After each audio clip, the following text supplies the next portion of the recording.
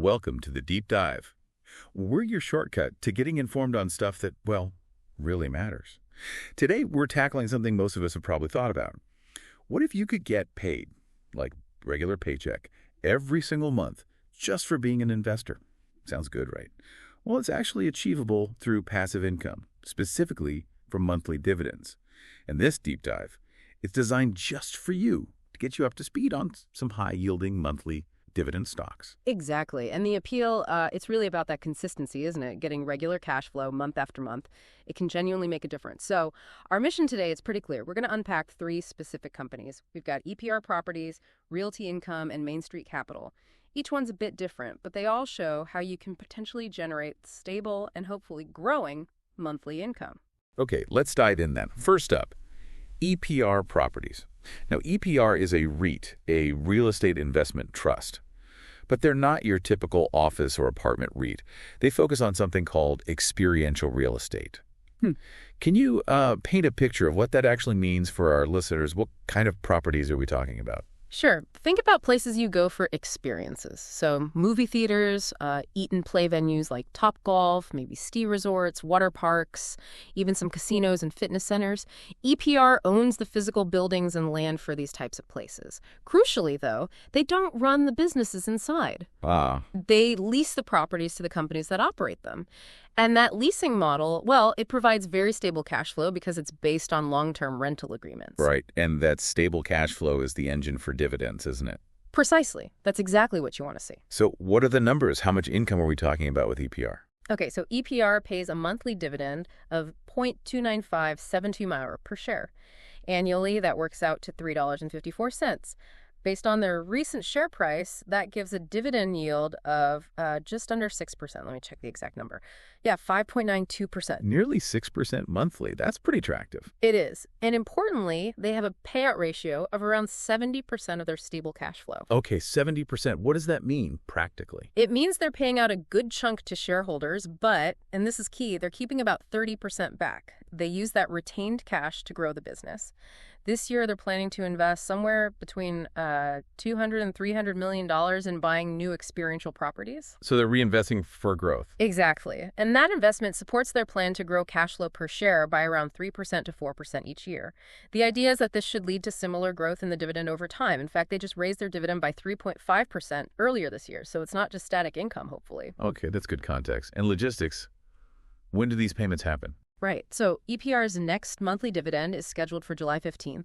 You'd need to own the shares by the end of June to get that one. If you, say, buy shares sometime in July, your first payment would likely arrive in mid-August. Got it. So EPR offers this unique angle, investing in the experience economy through a REIT structure, getting paid monthly.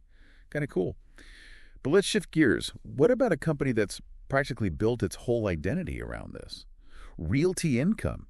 They even call themselves the monthly dividend stock. That's a big claim.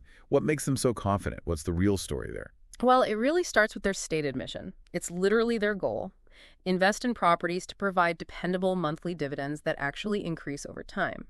And they don't just say it. They have, frankly, an incredible track record to back it up. Okay. Get this. They've increased their dividend payment 131 times since they went public back in 1994. Wow, 131 times. That's remarkable consistency. Through all sorts of market ups and downs, I imagine? Exactly. That's the point. And as a REIT, they're diversified, which helps. They own retail properties, industrial sites, even some gaming facilities and other types too. That mix adds to the stability. So what are the current dividend details for Realty Income? Okay, their current monthly dividend is zero-boarding 269 cents per share. That brings their annualized rate up to 3.228 cents per share. The yield is roughly 5.5% based on recent prices, specifically 5.97%. And yes, they just nudged it up again, about 0.2% higher than the previous month's payment. Still growing, even if it's small increments. And their payout ratio, similar to EPR. A little higher, actually. Realty Income pays out about 75% of its stable cash flow. So, like EPR, they keep a decent portion, about 25%, to reinvest and acquire new income-producing properties. And is there still room for them to grow? They've been doing this since '94. That's a fair question. But the commercial real estate market they target is enormous. We're talking something like $14 trillion worth of property in the U.S. and Europe across the types of buildings they invest in. $14 trillion. Okay, that's a massive number. It is. Now, obviously, they can't buy all of it. but it shows the sheer scale of the opportunities still out there for them to keep finding good properties. How do they pick the right ones, though, in such a huge market? They tend to focus on properties that are essential for their tenants' operations, often using long-term leases, sometimes with rent increases built right in. Their size and reputation also give them an edge in finding and negotiating deals that fit their criteria for dependable income. They're quite disciplined. Makes sense. And their next payment. Also coming up soon, they'll pay their next monthly dividend on July 15th, and you need to be a shareholder by the end of July 1st to receive it. Okay, so Realty Income really leans into that consistency and long-term growth story. Impressive track record. Now we've covered 2 REITs. Let's look at something different. Main Street Capital. This one's a BDC, a business development company. That sounds different. What do they actually do? Yeah, it's a different structure. BDCs are set up to invest in businesses primarily. Main Street Capital provides both debt, so loans, and equity capital to what they call lower middle market companies. These are generally businesses with annual revenues between, say, $10 million and $150 million. They also do some lending to larger companies, too. So instead of owning property, they're essentially funding other businesses. Exactly. Their income comes from the interest payments on the loans they make and the potential returns or dividends from the equity stakes they take in these smaller companies. Interesting.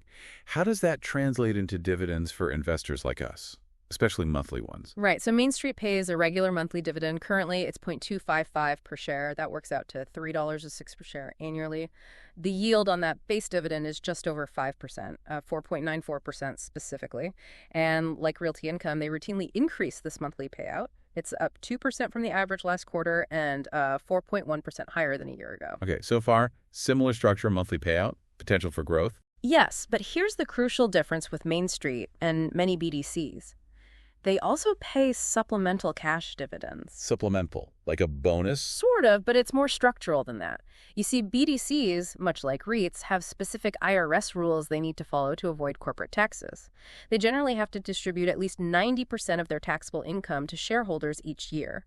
Sometimes their regular monthly dividends don't quite reach that 90% threshold, especially if they have a really good year or sell an investment for a profit. So they pay out these extra or supplemental dividends to meet the requirement. So it's driven by regulations and their own earning success? Precisely. And for Main Street, these aren't trivial amounts. They just paid a supplemental dividend of 0.30 cents per share in June. And they've actually been paying that same certainly supplemental dividend every quarter for the last year and a half. Wait, every quarter? On top of the monthly? Yes. So when you add those quarterly supplementals to the regular monthly payments, the total yield jumps significantly. It pushes their overall yield way up, actually over 8%. Over 8% total yield. That's Yeah. quite a bit higher than the base dividend suggests. It really is. It makes a huge difference to the total return you receive as an investor. So what does this all mean for you, the listener?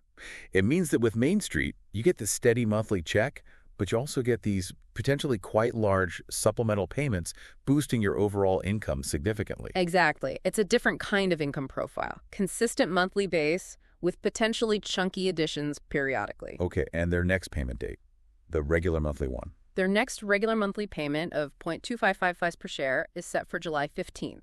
The ownership deadline for that one is July 8th. Right. So wrapping this up, we've looked at EPR Properties for experiential real estate income, Realty Income, the definition of a consistent monthly dividend machine, and Main Street Capital, offering a base monthly plus those significant supplemental dividends from financing businesses. It seems like all 3, despite their different approaches, really fit the bill if you're looking for recurring passive income, right? High yields, monthly payments, and the potential for that income to grow. Absolutely. They represent different ways to achieve that goal.